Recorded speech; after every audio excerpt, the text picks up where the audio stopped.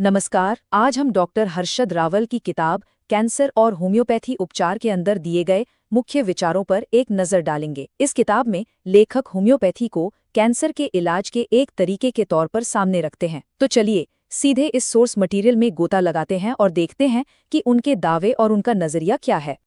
हम अपनी इस पड़ताल को 5 हिस्सों में देखेंगे।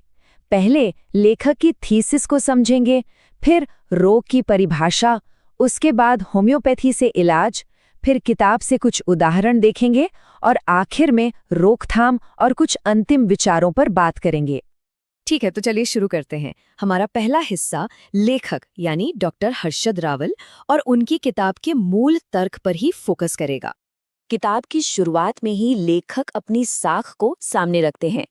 इन चिट्ठियों से जो सोर्स में दी गई हैं, पता चलता है कि उन्हें गुजरात के 2 राज्यपालों ने मानद होम्योपैथ के तौर पर नियुक्त किया था।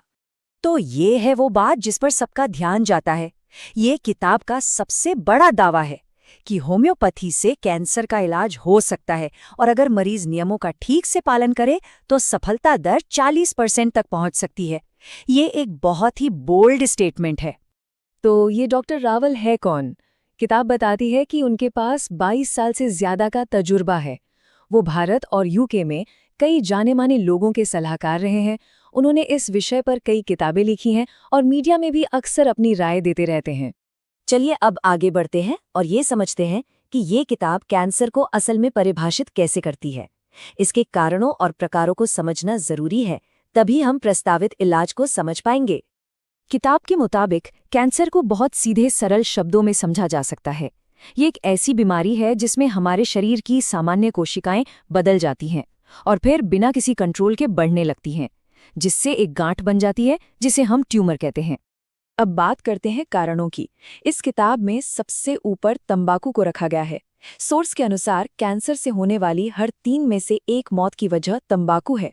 तंबाकू के अलावा भी किताब में कई और चीज़ों का जिक्र है, जैसे कि हमारा खान पान, खासकर ज़्यादा फैट वाला खाना, सूरज की तेज़ रोशनी, शराब, बार बार एक्सरे जैसे रेडिएशन का सामना और कुछ खास तरह के केमिकल्स जो काम की जगह पर मौजूद हो सकते हैं।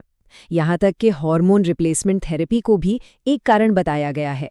किताब कैंसर को 5 मुख्य श्रेणियों में बांटती है। ये इस बात पर निर्भर करता है कि कैंसर शरीर में शुरू कहाँ से हुआ। ये है कार्सिनोमा जो त्वचा या अंगों में होता है, सार्कोमा जो हड्डियों में होता है, ल्यूकीमिया जिसे हम ब्लड कैंसर भी कहते हैं, लिम्फोमा जो लसिका ग्रंथियों पर असर डालता है और माइलोमा जो बोन मैरो में शुरू होता है। तो चलिए अब किताब की थीसिस के सबसे अहम हिस्से पर आते हैं, यानी कैंसर के इलाज के लिए होम्योपैथी का इस्तेमाल। और एक बार फिर हम इस नंबर पर आते हैं, 40%।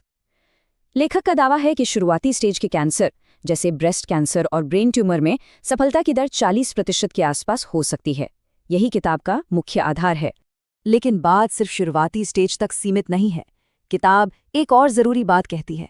उसके अनुसार अगर मरीज एडवांस स्टेज में भी इलाज शुरू करते हैं तो होम्योपैथी उनकी जिंदगी की क्वालिटी को बेहतर बना सकती है और उनके रोग के निदान को भी सुधार सकती है। लेखक इंटीग्रेटिव मेडिसिन के कॉन्सेप्ट का भी जिक्र करते हैं।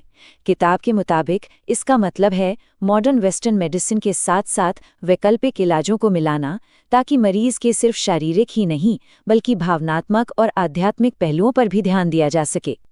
अच्छा, अब तक तो हमने थ्योरी की बात की। चलिए अब आगे बढ़कर देखते हैं कि ये सब असल में काम कैसे करता है। इस सेक्शन में किताब से कुछ ठोस उदाहरण दिए गए हैं।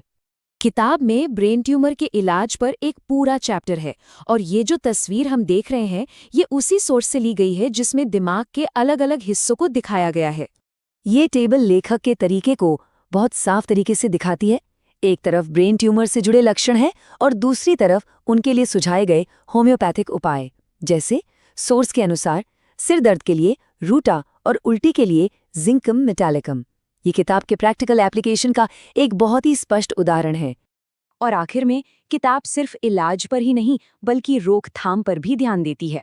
तो चलिए देखते हैं कि लेखक कैंसर के खतरे को कम करने के लिए क्या सलाह देते हैं। डॉक्टर रावल रोकथाम के लिए 4 मुख्य स्तंभ बताते हैं। पहला, फल और सब्जियों से भरपूर आहार। दूसरा, जाहिर है, धूम्रपान से बचना। तीसरा, एच पाइलोरी इन्फेक्शन का इलाज। और चौथा, एस्पिरिन का इस्तेमाल। हालांकि वो ये भी साफ करते हैं कि इसके लिए इंसानों पर हुए सबूत अभी नाकाफी हैं। डॉक्टर रावल की किताब का ये पूरा विश्लेषण हमें एक बहुत ही अहम सवाल पर लाकर छोड़ देता है। जब कोई किसी गंभीर बीमारी का सामना कर रहा हो तो उसे वैकल्पिक और पूरक चिकित्सा की इस विशाल और अक्सर उलझी हुई दुनिया को कैसे समझना और नेविगेट करना चाहिए। ये एक ऐसा सवाल है जिसका जवाब शायद हर किसी को अपने स्वास्थ्य सलाहकारों के साथ मिलकर खुद ही खोजना पड़ता है।